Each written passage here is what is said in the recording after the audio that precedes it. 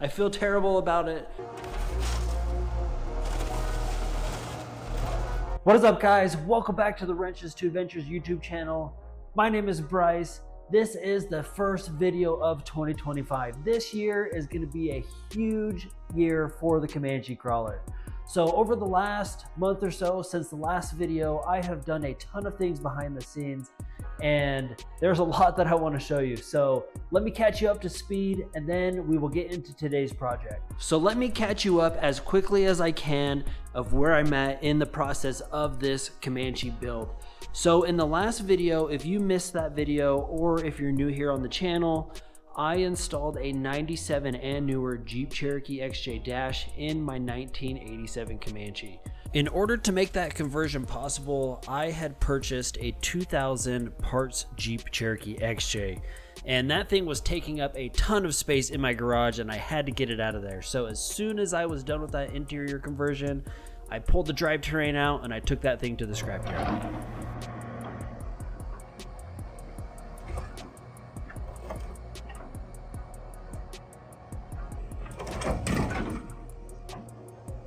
I don't know if you guys were aware, but I also had a 88 Jeep Comanche parts truck that I was using for things like the bed and the tailgate and the tail lights.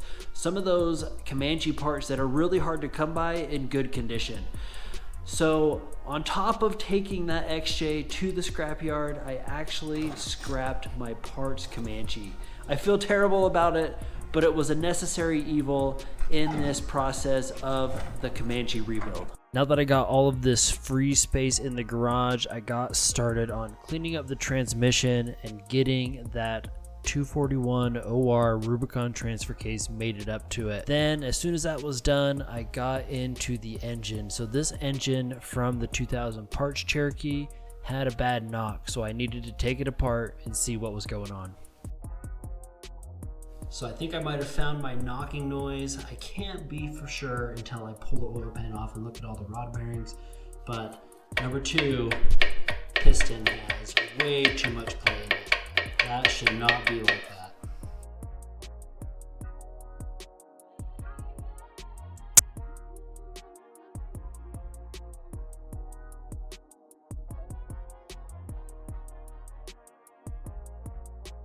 Okay, so now that I got everything fully disassembled, we can really see the damage. So here we are looking at cylinder number 2, the journal on the crank. The journal actually looks really good. There isn't any signs of a spun bearing or anything like that. But look at this piston. This thing is broken. So I'm not really sure what caused this to break like this. I have my theories. There's signs of stop leak in the head gasket. It's blocking all the coolant passageways, so maybe it was overheating. I'm not really sure. So when I bought this XJ this engine was in, it had a bad knock, so I got a good deal on it, so that's why I bought it. Anyways, everything is looking pretty good here. I'll rotate the engine around here so you can see the cylinder as well. Everything looks good there, so I think it's just going to be a matter of some simple machining. Probably gonna have to go to the next size crank bearings for the rod journals, but other than that, everything looks great. All right, so now that I have you all caught up with where I'm at in the Comanche build process, it's time to move on to today's project. In today's project, I'm gonna be working in the front fender wells of the Comanche. I'm gonna be tackling the modification of the front pinch seam that is notorious for cutting tires on lifted XJs and Comanches.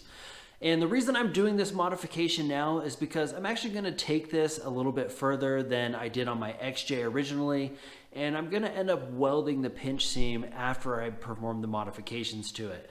And I want to get that interior installed, so this is important to do now because I don't want to burn anything on the interior while welding on the firewall area. So anyways, there's a few things I need to do to the Comanche before we can get started on it. So let's not waste any time. Let's jump right in.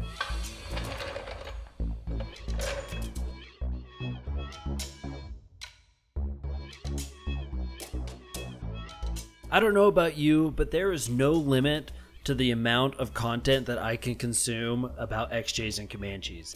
I am constantly browsing YouTube, the internet, looking for new ideas and things I can do to my rigs. So if you're just like me, smash that like button so this video can spread to more people like you and me here on YouTube. Also, don't hesitate to subscribe to the channel and turn on those notifications. I have a ton of content planned for this year that you're not going to want to miss, and I can't wait to share it with you.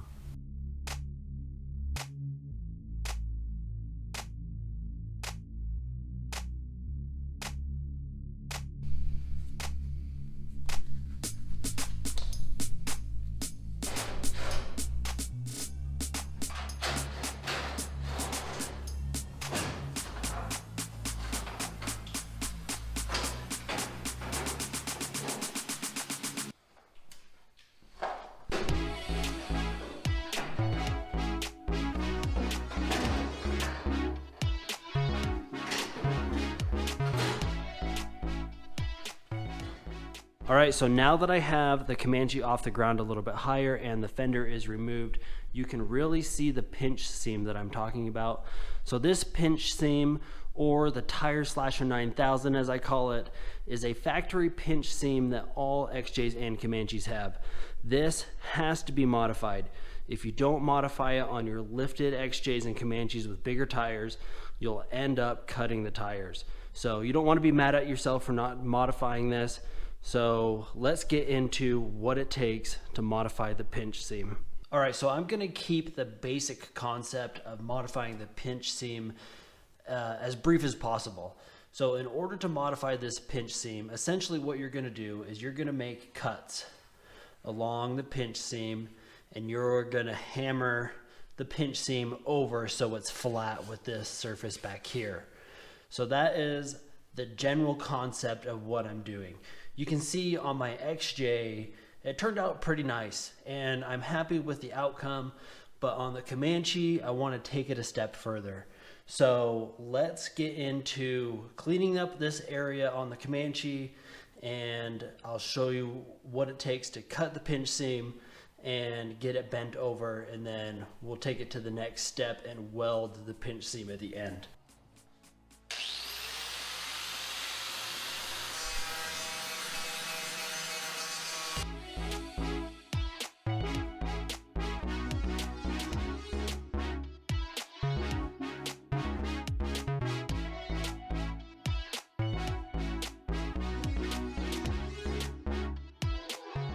Alright, so I fully cleaned up the pinch seam, got all of the spot welds exposed so I could locate them, and I started making my marks on the pinch seam so I know where I'm going to be cutting.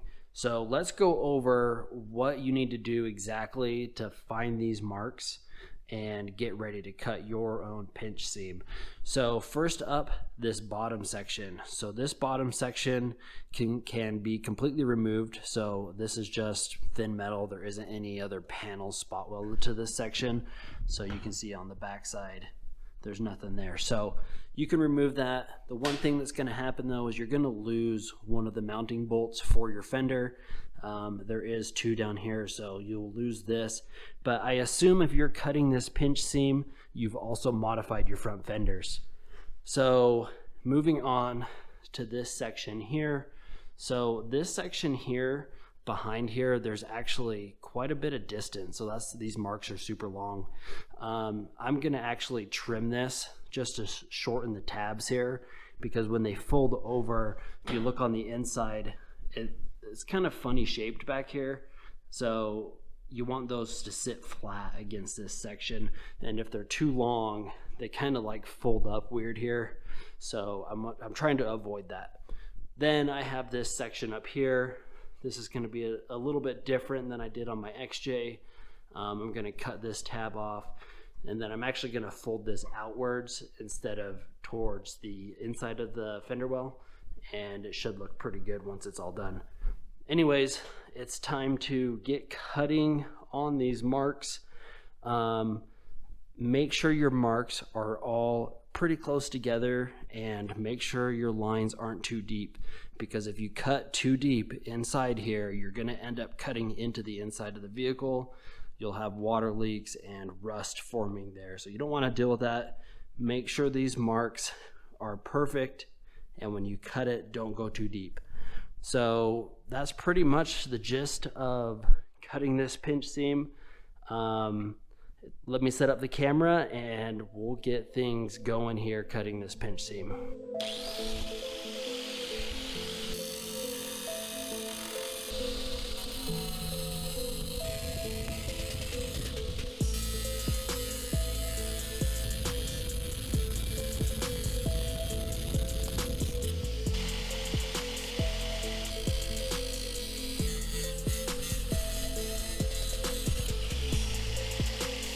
So a quick tip about cutting the pinch seams, make sure you're not cutting through any of the spot welds. You need those spot welds to remain intact because that is what is keeping the two panels that form this pinch seam together.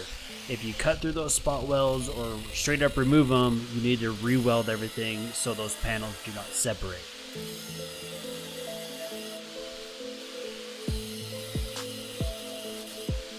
So that part of the process doesn't take too long. Like I said before, just take your time when you're making all of the cuts. It is really important that your cuts do not go into the floor. So you can see here, all of my cuts go right to the crease there and no further. So just take your time during this part. You don't want to mess up and have to weld and fix something. So up next, I just need to hammer all of the tabs over, and then we will move into the next step.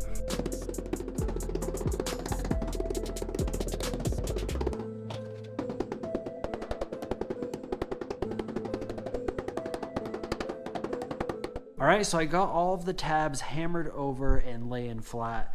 I used a ball peen hammer and a flat blade screwdriver to really get the tabs laying down as flat as possible. It's kind of time consuming to get it to look right, so be patient with it, and I assure you yours will look great too. So if your XJ or Comanche has the dash still installed in it, this is where I would stop. You don't want to be welding on this with the dash installed. You'll end up catching things on fire. So what you could do is just paint it and then seam seal it if you desire, and it will look great and it'll be hardly noticeable with everything painted black. So I'm actually going to be taking mine a step further by welding all of this back together. So I went ahead and cleaned up all the seam sealer on the inside here in this area because that stuff smokes and burns. It's not good to breathe, so you want to clean all that up before you do any welding. So I did that, and obviously I don't have a dash installed, so no worries there on catching anything on fire. So I'm going to get the welder set up and burn this in.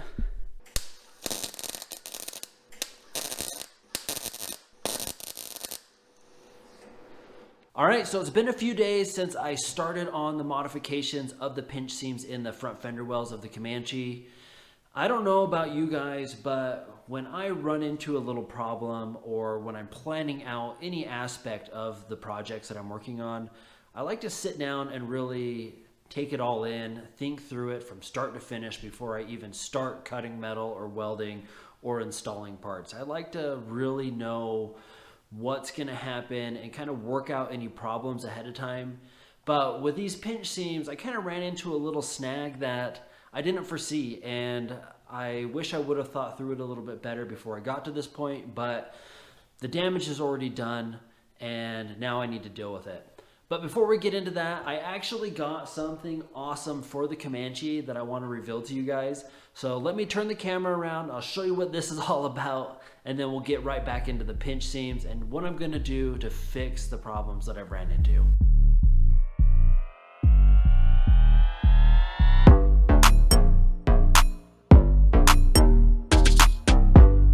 All right, so here's the big reveal. I picked up the tires that I'm gonna be running on the Comanche. So these are a set of used 39-inch BF Goodrich KM3s. They are gonna be plenty good enough to start out with, and having the tires here in the garage will help me get things kind of mocked up, get the fenders trimmed, and things of that nature. So this is why I like to sit back and really just soak in the project, brainstorm and think.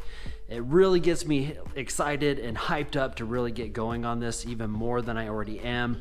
And just seeing here, even from the front view, it's gonna be sick. I'm super excited about this. Anyways, now that you've seen the tires, let's get back into what's going on with these front pinch seams. All right, so here I am back in the front passenger fender well, looking at that pinch seam that I've modified and welded. So the thing that I messed up on was not foreseeing how difficult it was gonna be to weld this back together. So if you know anything about welding unibody or Jeep XJs, Comanches, so with these, the metal's super thin and they use a lot of seam sealer and they use a lot of panel bond to kind of get everything glued together with those spot welds, so it's a nice, strong, rigid chassis. So one thing I didn't think about was how much of these two panels was going to be covered in that panel bond. Even though I scraped away all of the seam sealer, it still had a lot of panel bond, and I didn't realize it until I started welding. And when you weld through panel bond, what it does is it superheats the metal and it just blows through immediately. So there's a lot of jumping around and the welds popping and splattering, and I messed with the settings. I tried to do everything I could to get this to weld as nice as possible, but it just turned out subpar. I'm not really happy with how these welds turned out, but it's gonna have to do. This is what happens when you're building a custom vehicle and you try something new that you've never done before. But we live and we learn and we move on. So let's jump over to the driver's side. I've already knocked out the driver's side as well. And on the driver's side, I ran into the same issue. And then I made one more mistake on top of that. And let's go over what happened there. Okay, so over here on the driver's side, I did exactly the same thing that I did on the passenger side as far as cutting and welding the pinch seam. And once again, like I said before, I was having trouble with the welds. So I decided to take the driver's side a step further by grinding down the welds after I was done, which ended up being a huge mistake because I just ground right through the thin metal and created a large hole that I now need to patch. So I definitely learned my lesson about welding on unibody. Get those areas super clean, clean up all the panel bond if you can, as much as possible, and that seam sealer before you do any sort of welding, because it will make your life a lot easier if you do. Anyways, let's get the welder back out. Let's patch this side, and then I need to weld the top of the fender well on the passenger side like you see here, and then we'll be done with this modification of the pinch seams.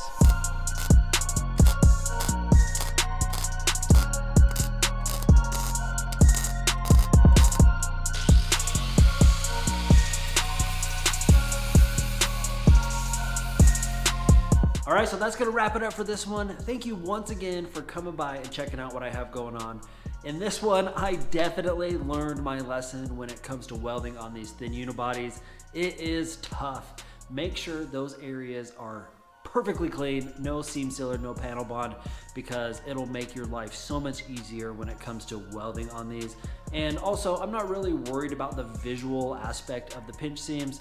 I'm just gonna end up covering those with some seam sealer and paint later on, and you won't even know. But it was pretty frustrating when I started welding on these, but that's how you learn. Anyways, talking about welding, the next things that are coming up for the Comanche is I'm gonna be prepping the entire chassis for frame stiffeners, which is a huge milestone for the Comanche, because right after that, we can start on some suspension components, and I can't wait to share with you guys what I have for that. Anyways, until the next video, go check out this one.